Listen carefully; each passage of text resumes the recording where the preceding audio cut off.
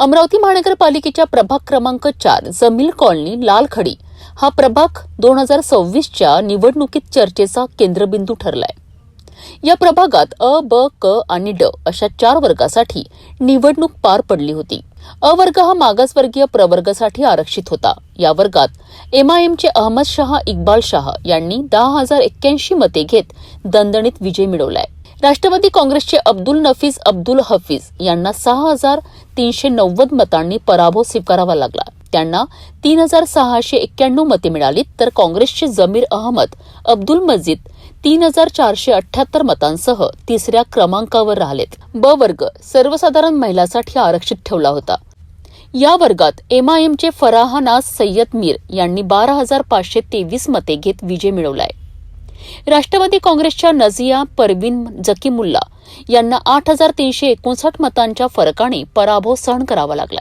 नाझिया परवीन जकीमुल्ला यांना 4,164 मते, तर काँग्रेसच्या हमीदा बी शेख अफजल यांना 3,673 मते मिळालीत।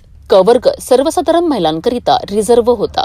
या वर्गात एमआयएमच्या कुबरा बानो करामत अली यांनी 13,089 मते घेत स्पष्ट विजय मिळवलाय। राष्ट्रवादी काँग्रेसच्या फौजिया तहसीम नदीमुल्ला यांना 9,122 मतांनी पराभव झालाय। फौजिया यांना 3,967 मते, तर काँग्रेसच्या नेहा कवल शेख इसरार आलम यांना 3,712 मते मिळालीत।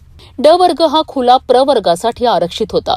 या लढतीत एमआयएमचे सलामुद्दीन इकरामुद्दीन यांनी 10,834 मते मिळवत विजय मिळवलाय।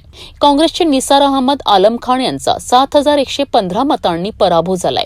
निसार अहमद यांना 3,729 मते, तर शेख जुबेर अब्दुल जब्बार यांना 3,575 मते मिळालीत।